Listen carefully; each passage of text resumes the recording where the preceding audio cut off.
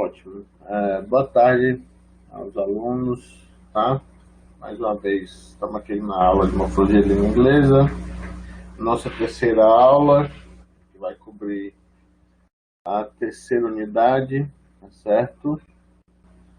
Aí eu trago novamente, e nessa última nossa aula, a citação do Caliban, né, da Tempestade, em que ele fala a questão do você aprender uma outra língua, o que ele traz de benefícios para você, né? No caso, para ele, praguejar e falar de volta e desejar o que ele deseja ao Próspero e a Miranda é um benefício muito grande, tá? Já que ele é, para quem não conhece a história da Tempestade, a ilha era da mãe dele, da Sycorax, que é uma bruxa, e o Próspero naufraga na ilha e toma a ilha dele, né, e o escraviza, certo?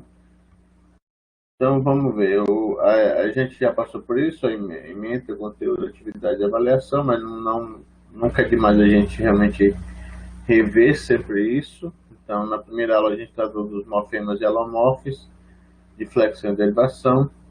Na aula passada a gente falou de processo de formação, e hoje a gente vai falar com a terceira e última, que faz parte dessa questão também das partes do discurso, das classes gramaticais, que em tese seria o assunto mais conhecido, que muita gente acha que morfologia se resume a tratar das classes gramaticais. Não é isso, tem muito mais coisa, tá? Certo, e a gente, nessa aula que vai ser a última, a gente faz essa reflexão sobre os conteúdos, ok? Então, novamente, para reiterar, né, para a gente reforçar, nós temos 2 fóruns, cada fórum vale 1 ponto, temos 3 atividades, novamente eu vou falar, uma atividade com 5 questões, uma atividade com 10 questões, e a última, que é o simulado do ENAD, tem somente 2 questões. Então, por isso, a primeira atividade vale meio ponto, a segunda vale 1 ponto e a última vale meio ponto. E a avaliação vai ser o seminário, tá? Muito bem. Os conteúdos, então, na unidade 1 a gente viu Basic Notions, na unidade 2 Word Formation Processes, e nessa última agora a gente vai ver The Parts of Speech. Ok? Então, como eu anunciei, então vai ser The Parts of Speech. Então, a gente tem, na verdade, aí, né,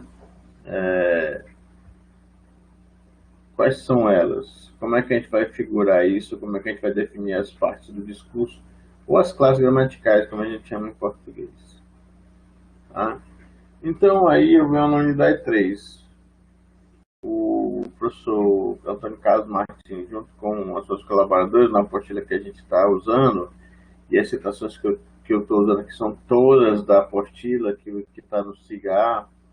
Ele diz: essa unidade apresenta as classes de palavras em língua inglesa e foca na sua função na frase, considerando que as frases não podem ser classificadas isoladamente, mas sim de acordo com a função que elas exercem num determinado contexto. A unidade traz também uma introdução à organização das palavras em sentenças e períodos, e é simples, né? A gente não vai estar nas orações coordenadas e outros tipos que a gente tem em situações comunicativas. Nessa unidade tratamos da análise do período simples por partes, o estabelecimento das relações que elas estabelecem entre si, a natureza e a variedade. A gente não vai aprofundar mais, por quê? Porque se a gente começa a falar da questão dessa análise do período simples e das relações que tem das palavras dentro desse período simples, a gente já entra na sintaxe. E a gente aqui está tratando da morfologia. Então, quais são essas partes do discurso? Você diz: the English language or any other language is constituted by words, which can be classified in many ways. The traditional definition is that all the words in English language can be grouped according to the work they do. They are classified to 8 classes. E aí, segundo o Antônio Carlos Martins, também a citação da apostila, onde ele diz que a língua inglesa, como qualquer outra língua, ela é constituída por palavras. Isso é óbvio. Agora, é claro, a gente também tem a língua brasileira de sinais, a língua americana de sinais, quer dizer, são línguas não verbais, que na verdade você vai ter o quê? Você, eu não posso dizer que tenha um signo que seja representado por uma palavra, são signos diferentes, mas numa linguagem como a nossa, que é a linguagem que ela é falada, que ela tem palavras, que ela tem grafia, tá? Então, a gente pode dizer que, como qualquer outra língua que seja verbal, a gente vai usar palavras, tá? O inglês, ele pode ser classificado de várias formas. E dentre eles você tem uma definição tradicional. Qual é? Que essas palavras que compõem essa língua inglesa, elas são agrupadas de acordo com a função. Quer dizer, quando ele diz all the words in the English language can be grouped according to the work they do. Então, quer dizer, de acordo com o trabalho, a função delas, elas vão ser agrupadas. E aí ele diz, they are classified into 8 classes. Então a gente vai ter que vai trabalhar com 8 classes, tá bom? Quais são elas? Nouns, pronouns, adjectives, verbs, adverbs, prepositions, conjunctions and interjections, tá? Então, exemplo de nouns: English, tree, book, fly, computer. Por quê? São as palavras que a gente usa para dar nome às coisas. São substantivos. Aí eu não coloquei, mas você pode ter como substantivos próprios, que dá nome a pessoas. Você tem alguns. Aí você tem substantivos comuns que dá nome a objetos, tá? Aí eu tenho um único. Aliás, tem dois, que é English, que é dado o nome do idioma, é o nome do idioma inglês, e Fly, que é a mosca, né, que é o nome de um inseto. Eu tenho pronouns, que aí eu vou ter várias classes de pronomes: pronomes sujeitos, pronomes objetos, pronomes possessivos, pronomes possessivos, pronomes interrogativos, enfim, você tem uma gama inteira de pronomes na língua inglesa, tá? Como em qualquer outra língua. Tá? Então eu vou ter adjectives. Desses pronomes eu tenho alguns pronomes. Eu tenho aí, ó, I, you, o I é pronome sujeito. O you pode ser tanto pronome sujeito quanto pronome objeto. O me é pronome objeto. Them, pronome objeto. My, pronome possessivo. They é pronome possessivo, etc. Depois eu tenho os adjectives. Aí quando eu falo de adjectives, e os pronomes, quais são as características e as funções do pronome? O pronome ele serve para substituir um substantivo, tá? Então, ele já está dizendo, um pronome ele serve para substituir uma outra palavra, tá? É por isso que a gente usa um pronome. Adjetivos. Adjetivos é quando a gente fala de qualidades. E quando eu falo de qualidades, são qualidades. Essas qualidades podem ser positivas ou negativas, né? Então, daí você pode ter good, que é bom, bad, que é mal ou ruim. Eu posso ter funny, tá? Que é engraçado. E aí, dependendo da pessoa, ser engraçado pode ser algo positivo ou negativo. Gorgeous, que é muito bonito, tá? Então aí você fala de qualidades. Esses são os adjetivos. Isso eu estou falando a grosso modo, né?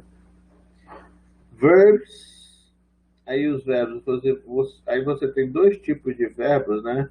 Verbos que falam de estado, de espírito, e verbos que falam de ação.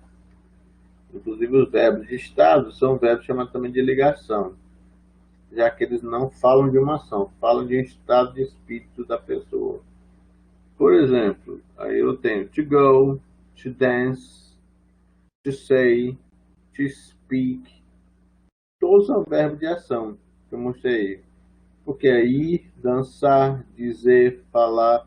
Mas eu tenho um verbo de estado, por exemplo, que é um verbo de ligação, que é o nosso famoso verbo to be, que é o verbo ser ou estar. E ele tem até, pode ser traduzido como ficar também. Tá? Então aí eu tenho essas palavrinhas que elas carregam, né, bastante importância numa palavra, por exemplo. Adverbs. Os advérbios modificam verbos, né? São palavras que a gente usa para modificar verbos. Então, por exemplo, slowly, que é vagarosamente. Fast, que é rápido. Tomorrow, que aí é um advérbio de tempo, amanhã. Lately, ultimamente, também é um advérbio de tempo. Tá?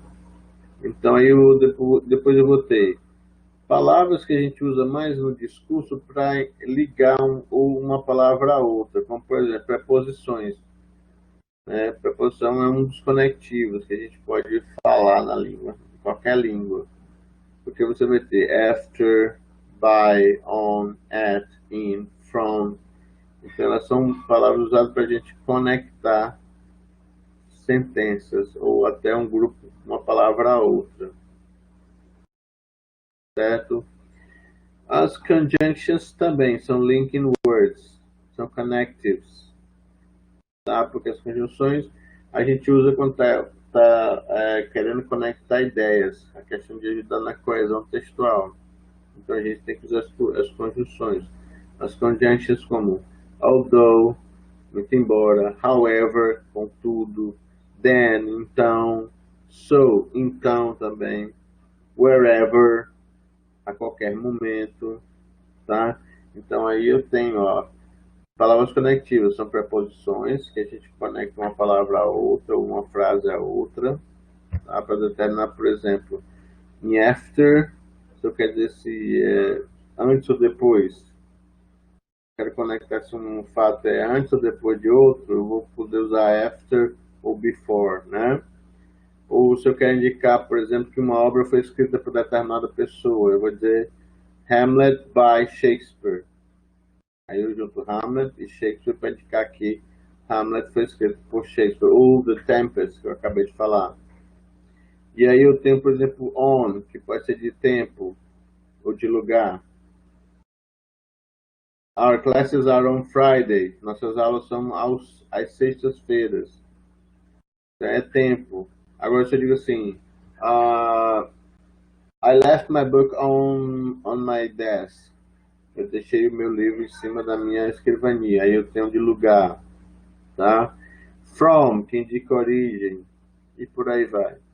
Já as conjunções a gente usa para quando a gente está escrevendo um texto e quer conectar parágrafos ou sentenças para que a gente tenha coesão, então a gente tem, e coerência, a gente vai usar as conjunções. Né? Quando eu quero por exemplo, dar uma de contraste. But, por exemplo, é uma adversativa que a gente chama, ou contudo, né? Ou então, que é uma consecutiva, por aí vai. E as interjeições, tá? Que servem para a gente expressar estado de espírito. Quando a gente, por exemplo, a gente quer dizer que entender uma coisa e a gente diz, ok, a gente entendeu. Ou, surpresa, uau, surpresa de novo. Que é de admiração, né? Você fica assim, né? Que aí você demonstra que você cometeu um erro, alguma coisa nesse sentido, etc. Bom? Ok, aí eu trago uma outra citação do livro do professor Antônio Carlos Martins, que ele diz: como vocês puderam observar, nesta sessão foram introduzidas as palavras e as classificações conforme sua função na frase.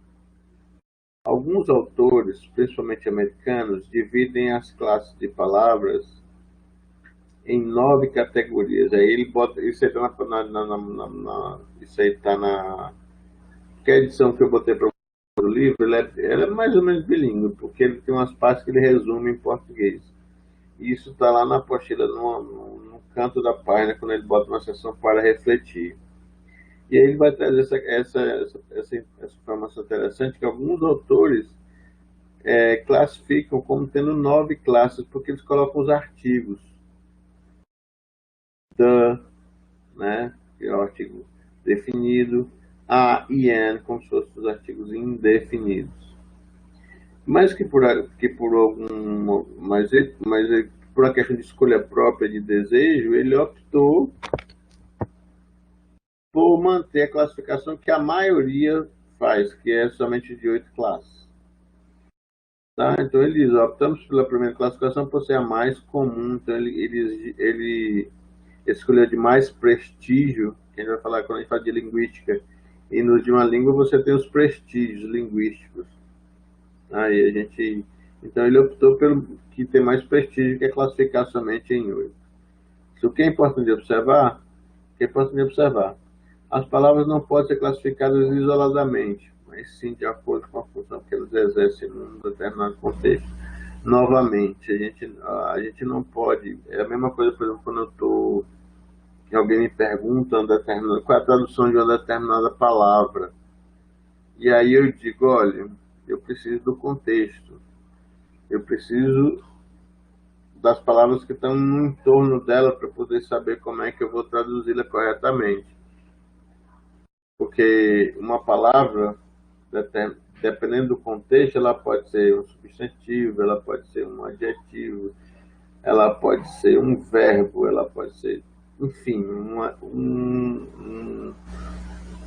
uma grande gama de classes. Ela pode ser uma gama de classes gramaticais, e dependendo da classe gramatical e do jeito que ela é empregada, eu vou ter que traduzi-la de uma determinada maneira. Por isso que a gente nunca... E um bom dicionário também, a gente nunca quando a gente vai julgar para comprar um bom dicionário, o dicionário ele tem que trazer exemplos. Porque se trouxer só a palavra e a tradução, é muito complicado. É interessante você trazer, é interessante que você vai trazer também tanto a palavra, a tradução, como as aplicações dela, para que você possa aprender a usá-la dentro de um contexto de sentenças, né? Tá? Então a gente precisa do contexto. E aí ele traz os substantivos, adjetivos, verbos, advérbios, suposições, interjeições, conjunções e pronomes. Tá? A gente está novamente revisando o que a gente estava dizendo até há pouco. Próximo slide. Aí eu trago agora, ele diz, attention to these examples. Eu trago alguns exemplos para a gente poder ter essa ideia. E aí no livro não está assim, é por isso que eu boto meus grifos, né? Foi o que grifei, botei em negrito a palavra fast. Veja bem, ele diz assim, ó, Gustavo traveled by a very fast train. Ok? Sentence 1. 2. Gustavo drove very fast. 2. And 3. Gandhi used it to fast for many days. He didn't eat anything protesting against English domination in India. Tá? Então aí eu tenho a palavra fast. Se eu for tirar do contexto, como é que eu vou traduzir se eu não tenho um contexto? Porque na primeira ele diz assim, Gustavo viajou em um trem muito rápido. Aí eu vou trazer como rápido. Eu vou dizer assim, Gustavo drove very fast. Aí eu posso dizer, Gustavo dirigiu rapidamente. É uma maneira de dirigir. Tá?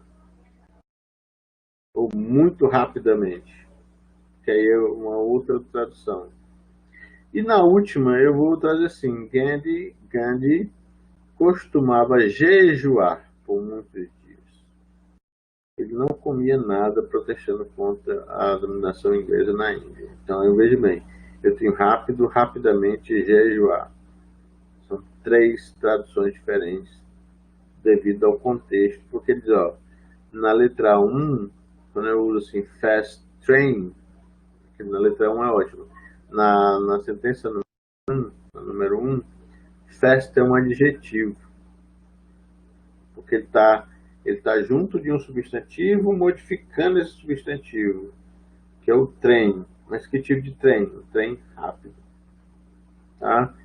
Na 2, aí eu tenho um advérbio. Por quê? Porque eu tenho o verbo no passado dirigir.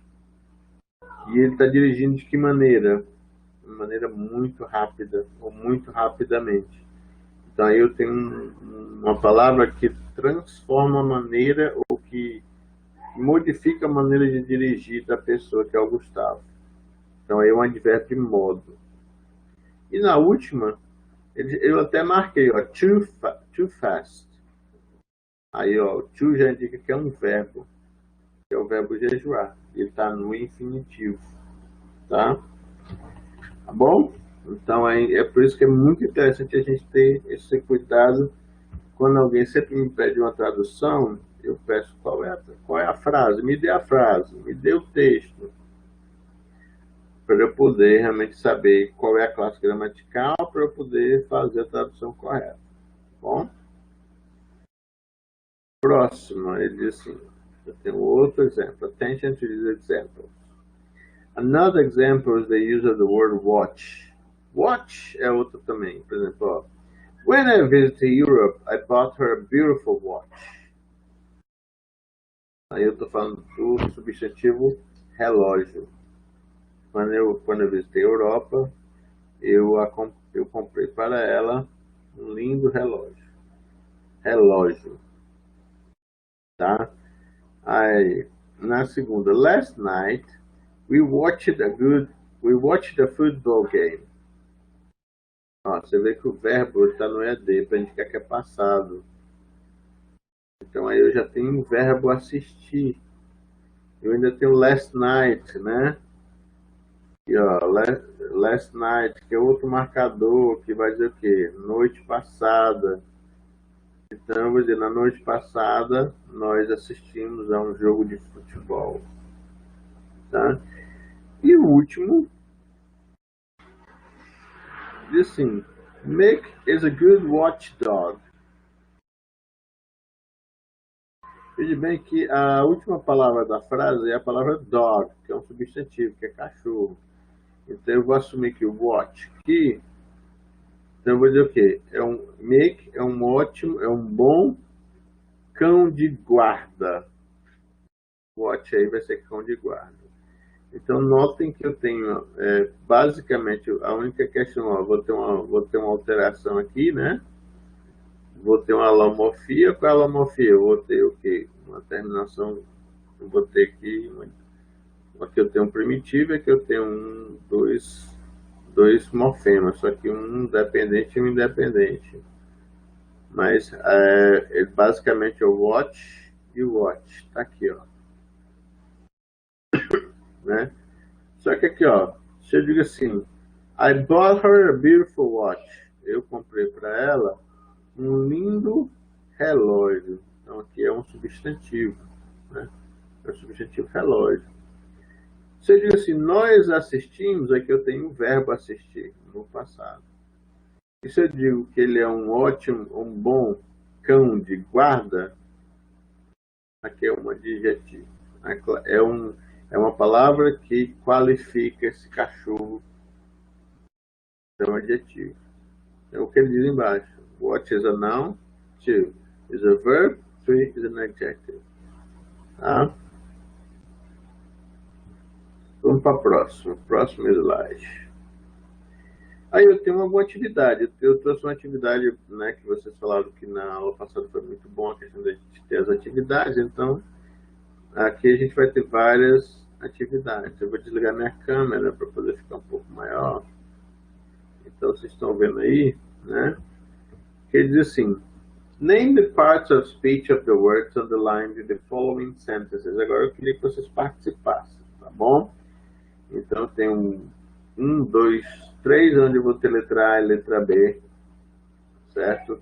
Eu também tirei lá do livro de vocês essas atividades, lá do professor Antônio Carlos, na página 37.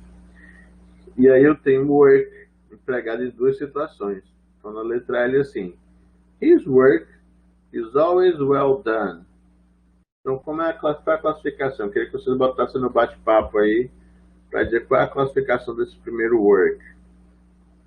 Ele vai ser o quê? Quando eu digo assim, his work is always well done. Work é substantivo? Quem concorda com a Célia que seja substantivo? Por que é substantivo? O que é substantivo? No primeiro, na letra A, por que work é substantivo? Eu queria que vocês me explicassem aí. Por que não é um verbo, não é o verbo to work? Não sei, Célia, pode ser que você acertou. Eu estou querendo que vocês me deem a explicação para a resposta de vocês. Não basta saber a resposta, tem que saber o porquê da resposta. Porque provavelmente essa pergunta você vai ter que responder para o seu aluno na sala de aula. His é um pronome? É um pronome ou um adjetivo possessivo?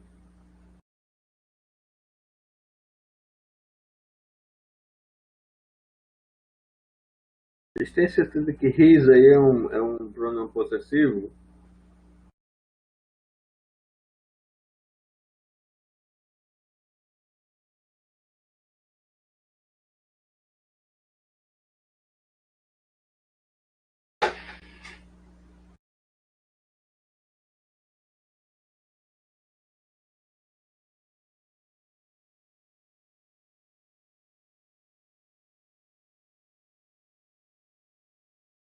É, gente? His, nessa frase, é um adjetivo possessivo ou é um pronome possessivo?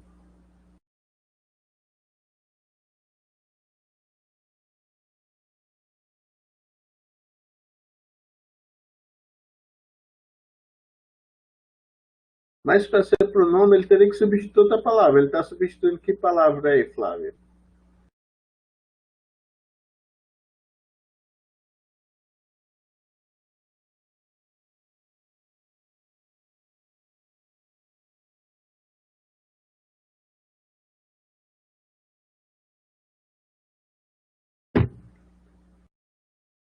Gente, como é que eu chamo uma palavra que acompanha, que modifica um substantivo? Porque work é substantivo, realmente você está acertado, certo?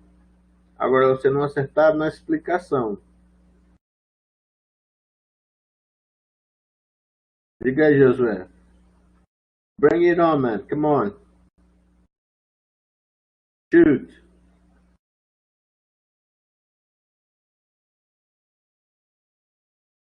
I'm eager to see what you're typing.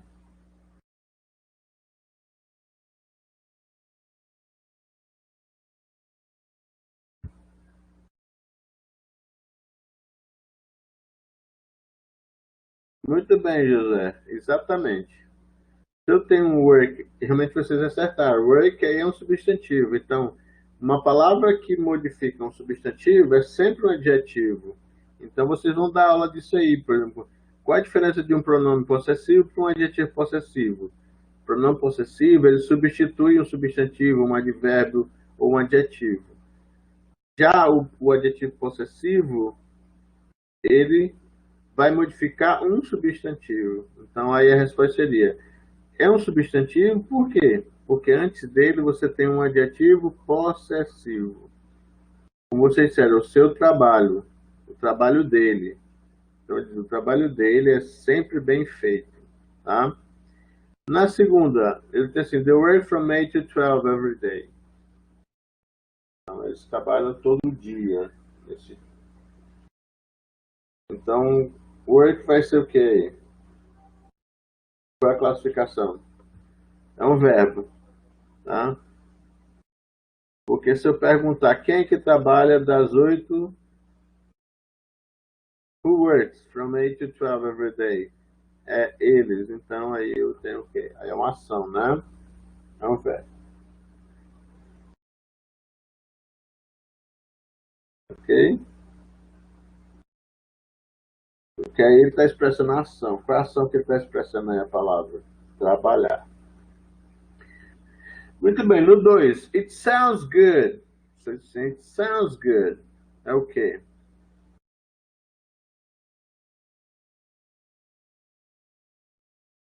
Qual é a classe gramatical de sounds? Aí.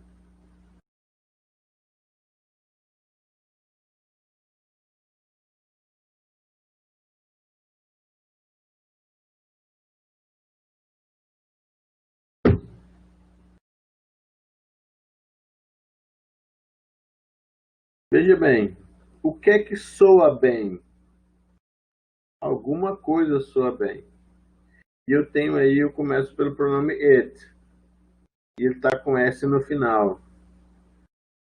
Né? Eu tenho aí a terceira pessoa, um S indicando a terceira pessoa do presente. Não é não? Então, sounds vai ser o quê? E a tradução aí é: isto soa bem. Isso parece legal. Então, sounds vai ser o quê? Exatamente, André. Vai ser um verbo. Vai estar digitando aí. Verbo. Tá? Veja bem que eu tenho ó, um sujeito, que é o it. Eu tenho o verbo, que é good. E outra dica, ó, eu tenho o sounds, né? E eu tenho o quê? A qualidade. Isso aqui é um verbo que denota um estado, não é nenhuma ação. Desculpa aí, é um estado, né?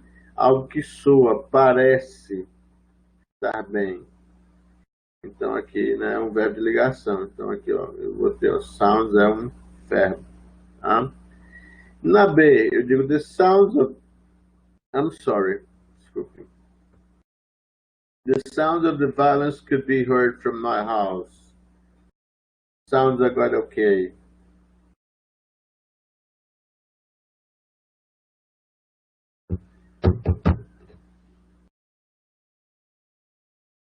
Ó, o que é que eu estou fazendo aqui no meu computador? Estão ouvindo aí, ó? O que é que eu estou fazendo?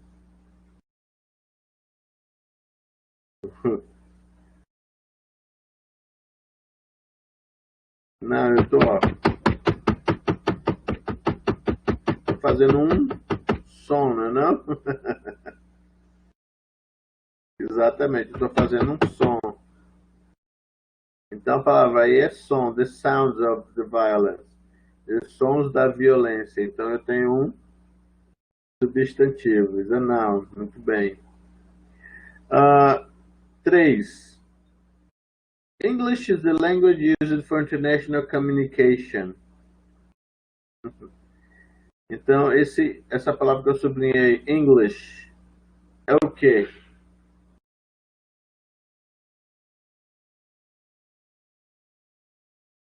Eu já até que me dei essa resposta. Lembra quando eu estava falando lá das partes do discurso, das classes gramaticais?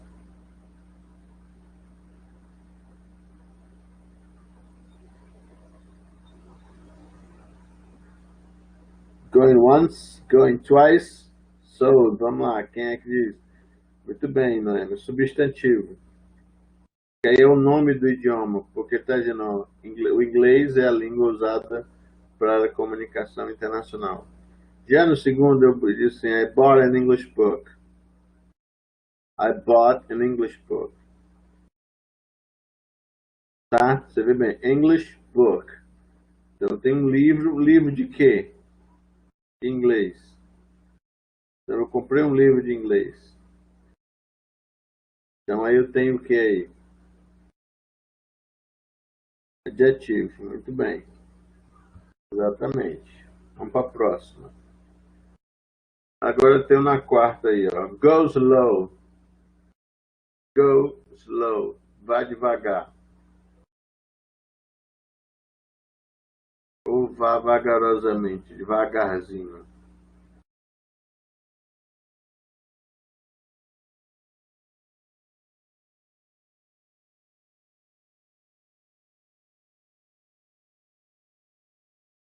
Veja bem, Andressa, go não é verbo? Eu não estou modificando um verbo? Qual é a palavra que eu uso para modificar um verbo?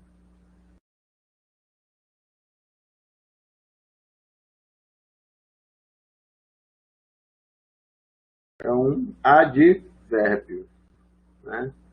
Então veja bem que slow, aí eu tenho um caso interessante, eu tenho a mesma palavra, só que ela tem duas classes gramaticais. Porque eu vou dizer, it's a slow car. Esse é um carro lento. Aí é uma qualidade do carro. Então eu vou ter o que aí?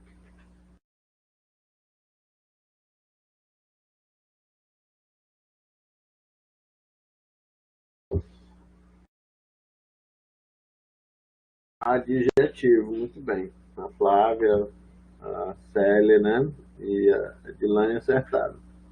É um adjetivo. 5. He came before 4 o'clock. Ele veio antes das 4 horas. Esse before aí vai ser o quê?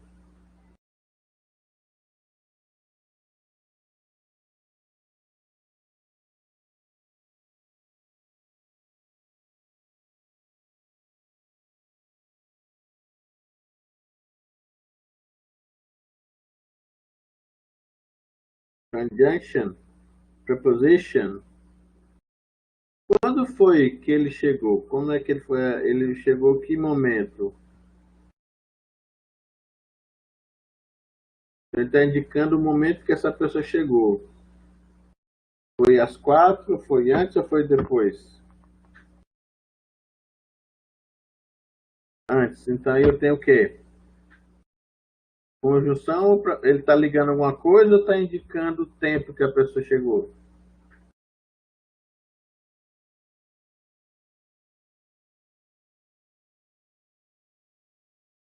Está indicando o tempo, né?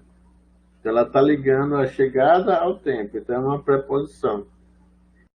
Já na última, I have explained that point before. Eu já tinha explicado aquele ponto antes.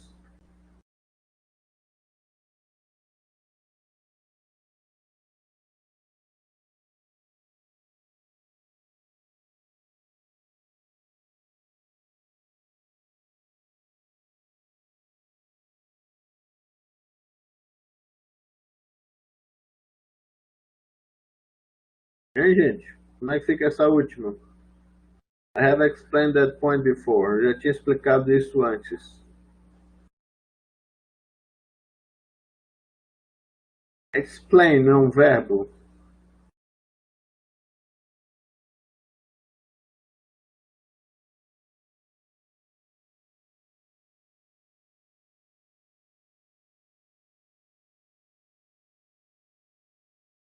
Exatamente. Esse último ele é um advérbio.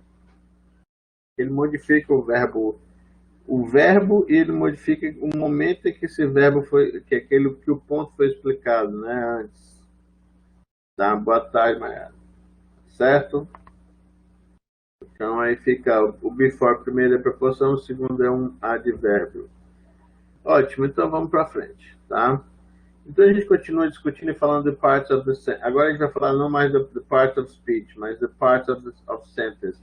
Porque um dos objetivos também é a gente falar um pouquinho das sentenças simples, tá? Então ele diz assim, the sentence is the unit of speech.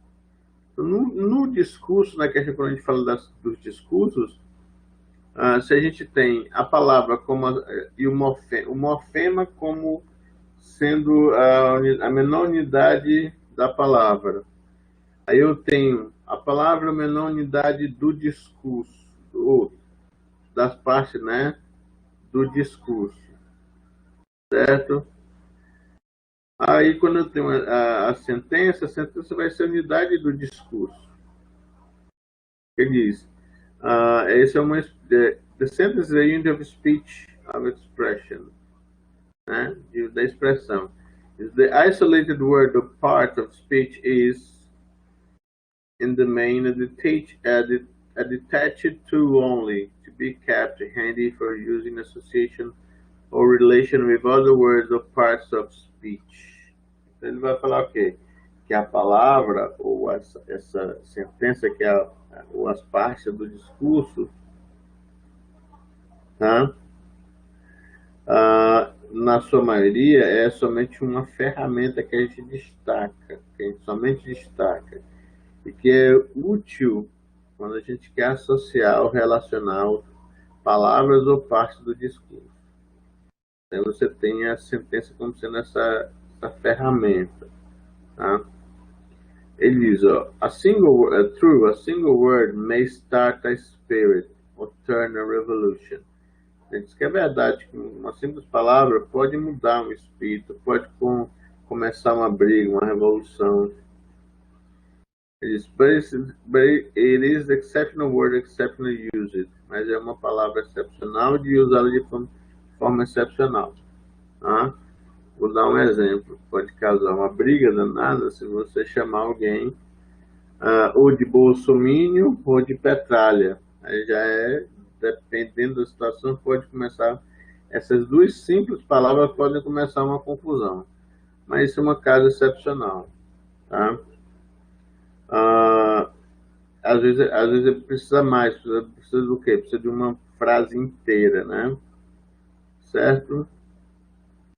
Então ele diz, the word, the part of speech, então, a palavra que é uma parte do discurso, diz, in and of itself is indeed nothing but a cold combination of letters.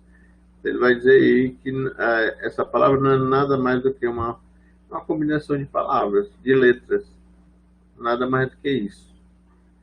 E ele diz, it usually needs the society of other words, other parts of speech, to give it vital spark. Então, quer dizer, para dar aquela faísca, aquele sentido vital para essa palavra, você tem que associar essa palavra com outras palavras. É para fazer o quê? Porque ela tenha mais força, mais ênfase, tá bom?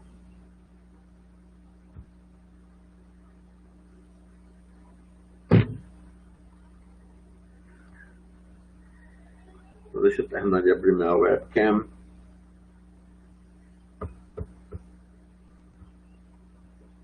Vamos mais para frente. Aí eu trago mais uma citação de assim, the simple sentences defined in many ways. Eu posso definir uma sentença simples de várias maneiras. Aí ele traz do livro de vocês, página 38. Aí o professor Antônio Carlos Martins diz o seguinte, e a professora Marileia e a outra que me falta o nome agora, descreveram e disseram assim, eles classificaram as sentenças da seguinte maneira.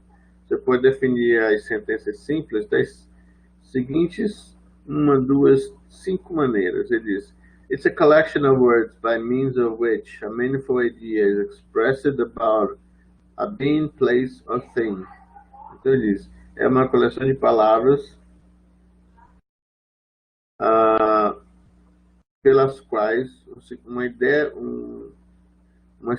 significativa é expressada sobre um ser, um lugar ou um objeto. Tá? Essa é a primeira definição, uma coleção de palavras pela qual uma ideia significativa é expressada sobre um ser, uma pessoa, ou um lugar ou um objeto. A segunda, it's a thought expressed in words so arranged and constructed as to have a subject that about which something is said, and a predicate that which expresses action or state of condition about the subject. Aí vamos destrinchar e tentar entender o que ele diz. É um pensamento expressado em palavras e arranjado juntos e construídos para ter um sujeito. O que é o sujeito? É aquilo sobre o qual a gente fala alguma coisa, né? É aquilo que a gente fala alguma coisa.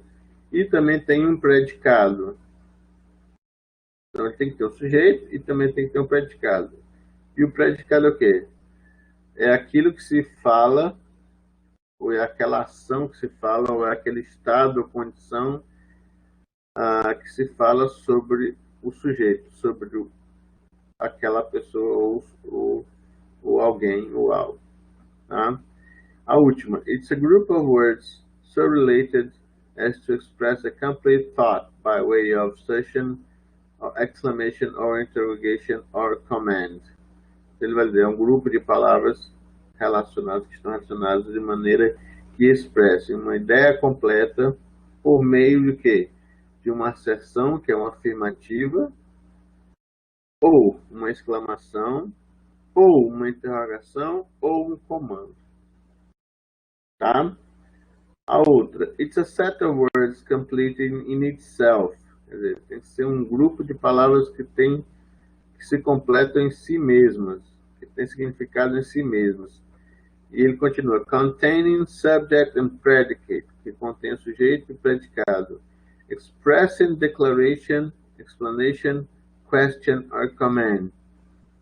Expressa uma declaração, que é o mesmo que asserção, afirmação, uma explanation, que é uma explanação, a question, que é o mesmo que interrogation, ou um comando.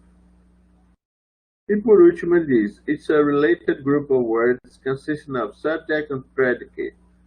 Ele diz que é um grupo de palavras relacionadas que tem o quê? Sujeito e predicado. With modifications, e que tem modificações. And expressing a complete thought.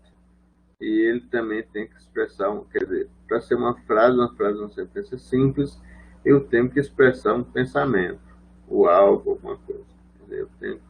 Quer dizer, em resumo, para ser uma sentença simples, eu tenho que passar uma ideia, eu tenho que ter um significado. Né? Por isso que se diz, por exemplo, que a palavra, por exemplo, silêncio é uma sentença.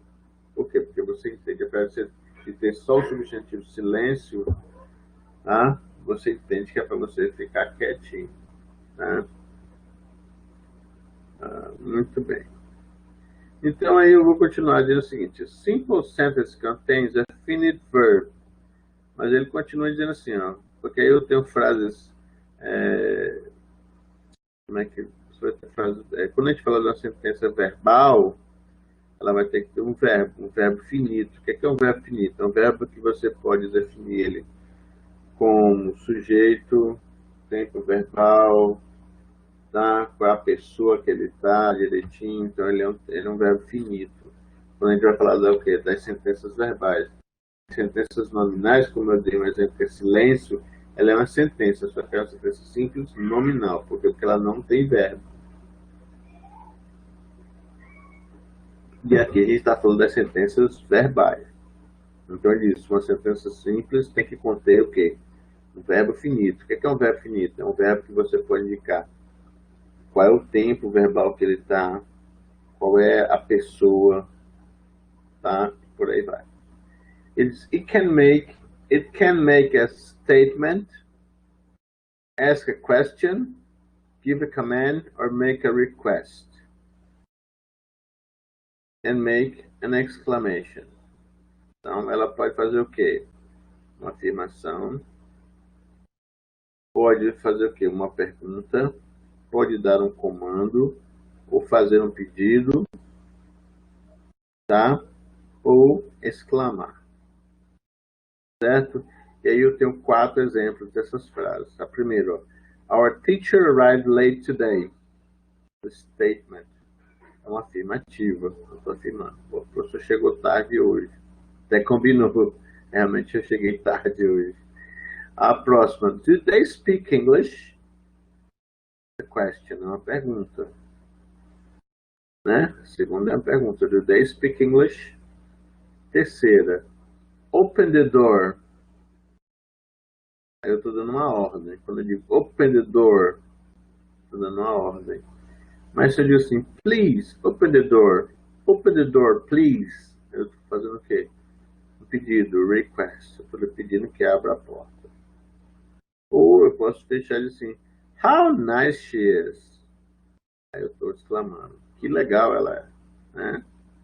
Então ele diz, normally a sentence is composed of 2 pairs. Tá? Então ele diz, normalmente essa sentença ela é composta de 2 partes. Tá certo? O sujeito e o predicado. Então ele diz, noun and verbs often work in teams called subjects and predicates. Então, diz que os nomes dos verbos sempre trabalham juntos, trabalham em equipe. E isso é chamado de sujeitos e predicados. Geralmente, os substantivos, os nouns, são os sujeitos, e os verbos e os complementos são chamados de predicates. Bom? E aí eu tenho algumas atividades. Como sempre, a gente fecha com atividade que é para a gente praticar aquilo que a gente está vendo. Então, eu penso assim, divide the following sentences into subject and predicate in the manner shown below. Então, vou dar um exemplo. Example given. Example given. The train, aí parte, arrives at 7. Onde eu tenho. Aí, como a gente não considera the, que é o artigo como parte das classes gramaticais, você vai dizer assim, qual é o sujeito aí? Train, né? Certo? Que é o substantivo, the train. Então, muito bem, vamos fazer a próxima. Como é que eu vou dividir em sujeito e predicado? The bird built a net. Quem é o sujeito? Ficam para mim no bate-papo. Como é que eu divido aí essa frase?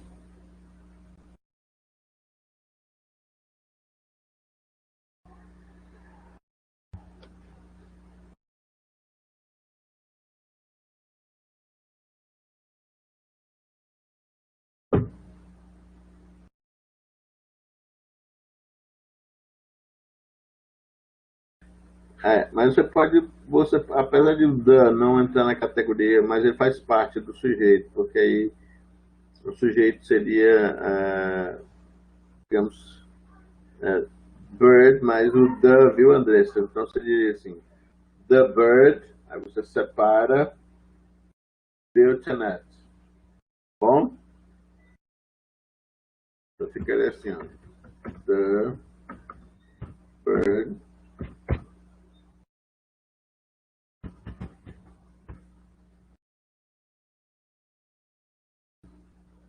ficaria assim. Bom? Muito bem. Na próxima tem the gardener mowed the lawn. Né? O jardineiro cortou a grama, mowed the lawn. Como é que vai ficar? The gardener mowed the lawn.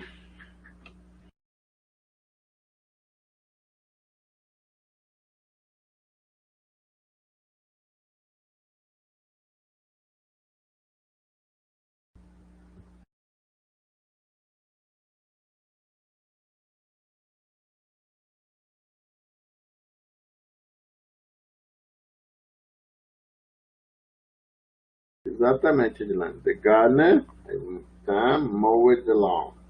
Muito bem. A próxima é meio que um desafio. Né? Open the door.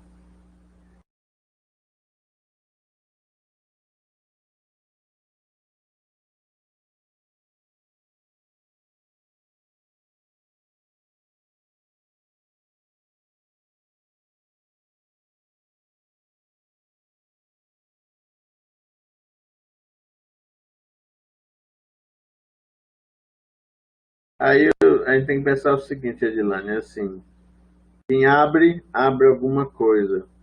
The door não é o sujeito, the door é o complemento de abrir, que é o objeto direto aí.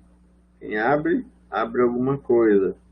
E abre alguma coisa para alguém. Isso é um verbo bitransitivo, né? Se eu digo abra a porta, aí é o complemento, é o objeto direto, tá? Aí tem que ver que aí open the door está no imperativo, né? É um imperativo.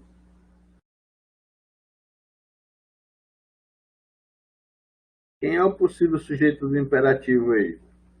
Nós temos dois tipos de imperativo. O imperativo da segunda pessoa e da primeira pessoa do plural.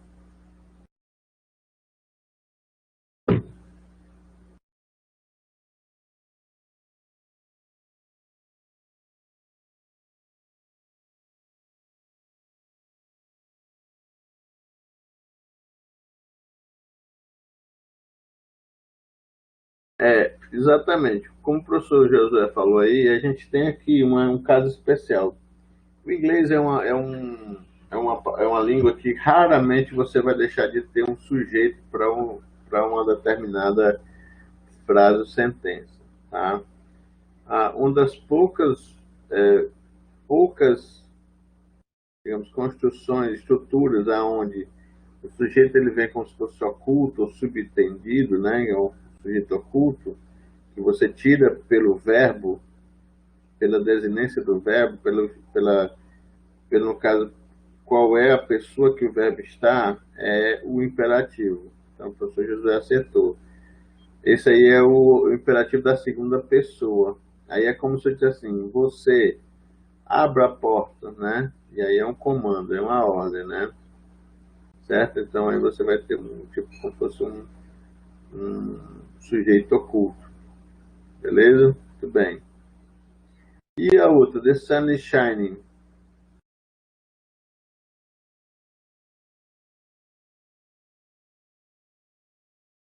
The Sun, muito bem, Célio.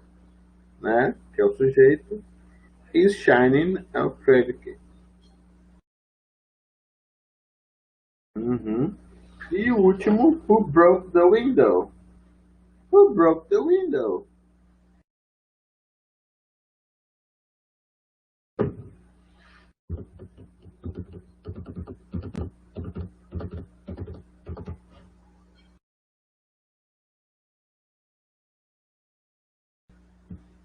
Certo. Quem é o sujeito aí? Eu sei quem é o sujeito que quebrou a janela?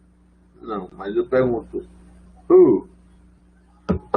Sim, e o restante?